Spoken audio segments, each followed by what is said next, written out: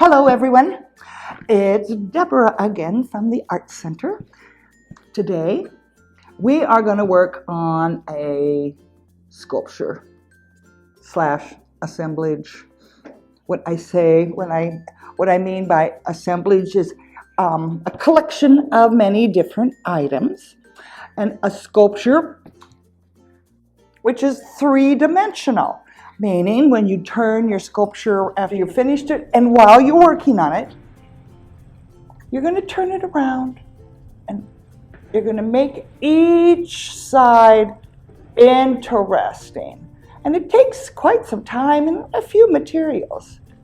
Now, I really was thinking outside the box here, and I'm just going to tell you some of the materials that I used while putting this piece together. Now, this piece is really quite elaborate, meaning there's a lot of materials.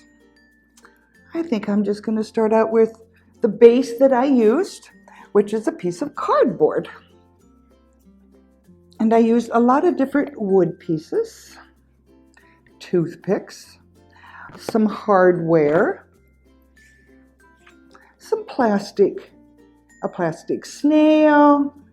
We've even got a dinosaur here.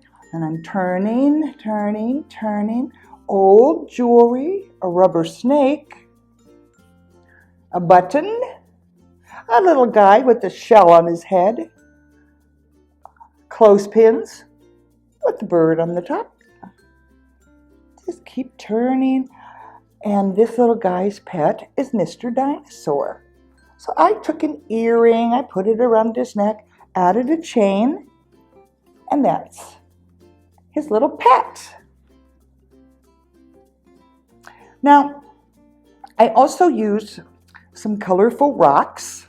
I used some blue rocks and some green rocks, and I glued everything down. Again, you can use white glue, but on some of the heavier pieces, it's much more convenient to use your glue gun. All right, so I think you get the gist of what we're going to do. Now, I am going to work on this base. This is called a Lazy Susan. And while working on it, I will turn my piece of art around as I build it. And it makes it easier for me to see where I would need to add pieces where I see holes or something that's not very interesting. You don't need to have a Lazy Susan. I just like to use one, especially in this instance, so you can kind of get an idea on what I'm talking about. I'm going to place my assemblage slash sculpture over to the side. Again, I said the materials, I used some cardboard, but in this instance, I took a piece of old wallpaper and I covered the cardboard with it. But you can also use pretty papers if you wanted to cover that as well. And you don't need to use these rocks. You can pick up anything that you want in your home. Just be sure you ask your parents. Now, just walk around the house and maybe get a little bucket to put all your items in. And when you've accumulated your items, set your items on the table and look at everything and put them out and think about where you would like to place them. Now, I worked on this a little in advance, so as the lesson will run smoothly. Okay.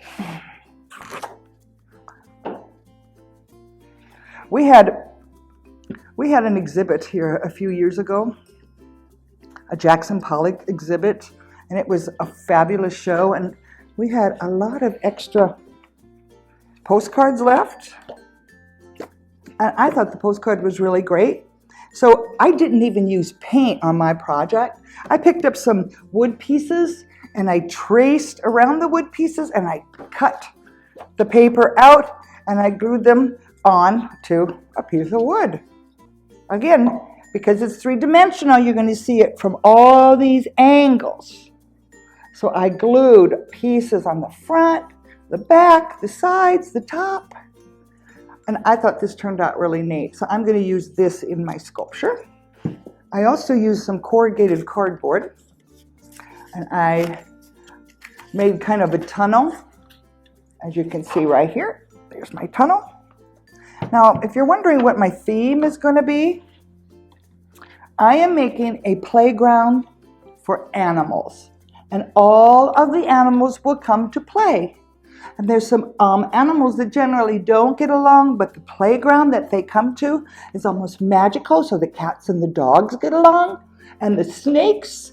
And what else do I have? I have a goat, lizards, dogs, lots of dogs. I'm even going to add a pig, because this is a fun playground. Alrighty. So, the first thing I did was I used my corrugated cardboard, as I told you, and I glued it on to my base.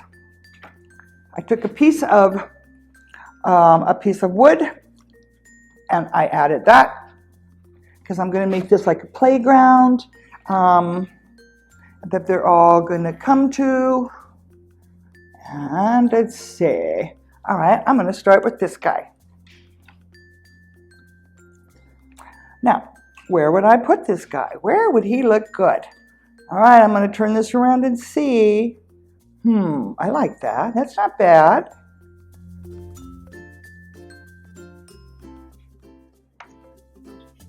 Nope, I'm going to go with his. There's no right and there's no wrong way to do this.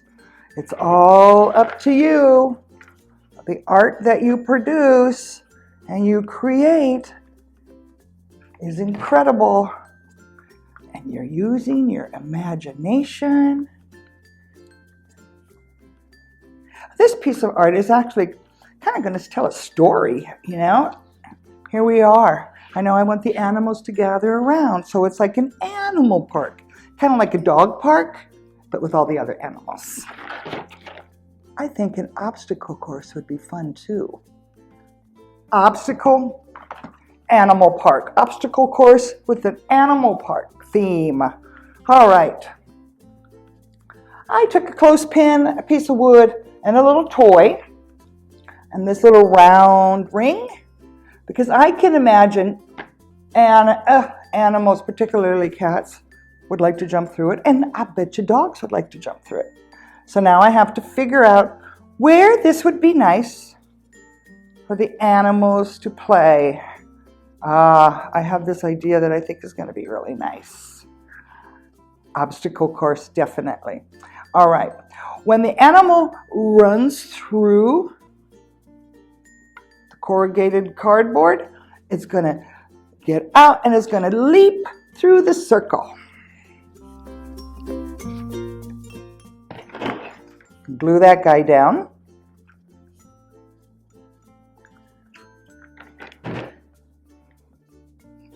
Now, when you build the sculpture, the first thing you do is, after you have gathered your materials,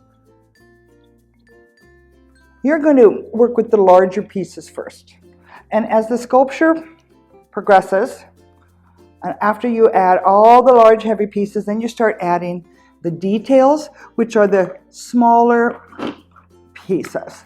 So let's see. I'm thinking obstacle course. I'm thinking animals. How would they like to play? What would they like to do? I have these really cool pieces that were used for a class that I taught here. And these were leftovers. And I have some old beads and some flowers, some pretend flowers, because I think we need some of that. I'm going to put some pretend flowers in one corner. Oh, maybe I can put them up on a pedestal.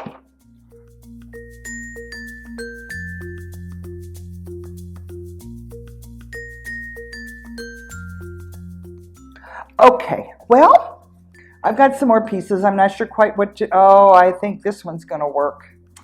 Okay, popsicle sticks glued together, and I'm going to use this as a platform, because I know those cats and dogs and goats and pigs will like to wander up here and sit up high, see everything that's going on around them.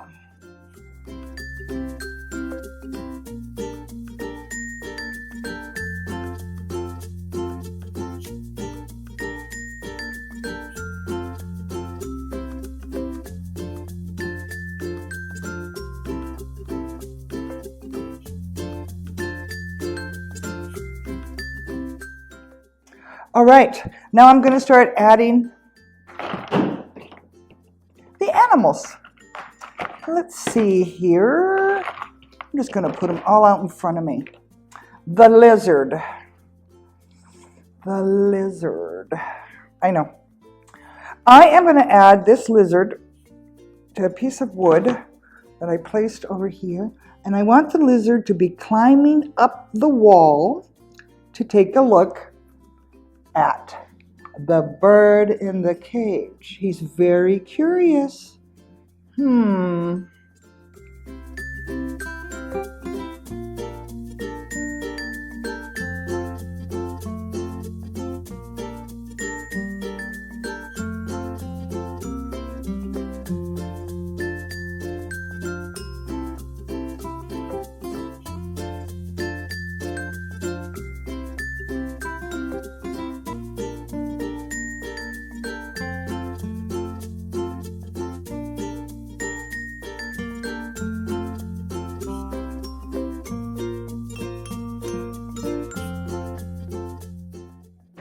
I am going to go ahead and end this lesson, but I encourage you to continue to add pieces to your project. Toothpicks, old jewelry, anything you want. I'm going to take this and turn it around for you to see it. I like the angles. I like what I've got going on here. Yes, this is very interesting. It tells a story. I know you're going to enjoy this project. Use your imagination. You're going to love it. Thank you.